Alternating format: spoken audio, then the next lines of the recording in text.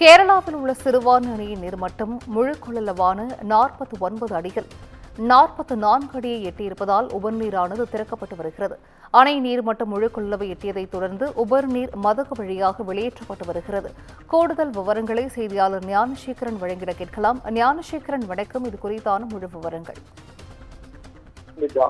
கோவை மாவட்ட மக்களின் குடிநீர் ஆதாரமாக இருப்பது சிறுவாணி அணை. கேரளாவில் உள்ள சிறுவாணி அணையில் பராமரிப்பு பணிகள் இரு மாநில அரசுகளும் மேற்கொள்ளப்பட்டு வருகிறது.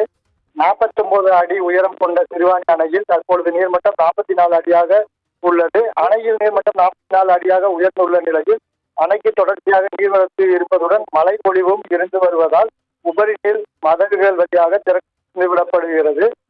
நீர்வரத்து தொடர்ந்து அதிகரித்து வருவதால் அணையின் நீர்மட்டம் படிப்படியாக உயர வாய்ப்புள்ளது என்பதால் 500 கியூபிக் மீட்டர் அளவு தண்ணீரானது திறந்துவிடப்பட்டுள்ளது. கேரளா சிறுவாணி ஆற்றில் தண்ணீர் திறந்துவிடப்பட்டதன் காரணமாக அட்டப்பாடி மற்றும் பவானி அணையோரங்களில் வசிக்கும் மக்களுக்கு வெள்ள எச்சரிக்கை இருக்கும்படி விடுக்கப்பட்டுள்ளது. கேரளா பேரிடர் மேலாண்மை ஆணையம் அறிவித்துள்ள கேரளாவில் உள்ள அணைகளின் குழு கொள்ளளவு 5 அடிக்கு குறைவாகவே தண்ணீர் வைத்திருக்க வேண்டும் என்று விதிமுறை இருப்பதால் 49 அடி உயரம் கொண்ட சிறுவாணி அணை 44 அடியினை எட்டிய நிலையில் தண்ணீர் திறந்து விடப்பட்டுள்ளதாக கூறப்பட்டுள்ளது. இந்நிலையில் தமிழக பொதுப்பணித்துறையினர் சிறுவாணி அணை 43.13 அடி என்ற நிலையில் உள்ளதாக தெரிவித்துள்ளனர். கேரளாவில் சிறுவாணி அணை நீர்மட்டம் 44 அடியை எட்டியதாக கூறி தண்ணீர் திறந்துவிட்டுள்ள செய்தி வெளியாகியுள்ளது.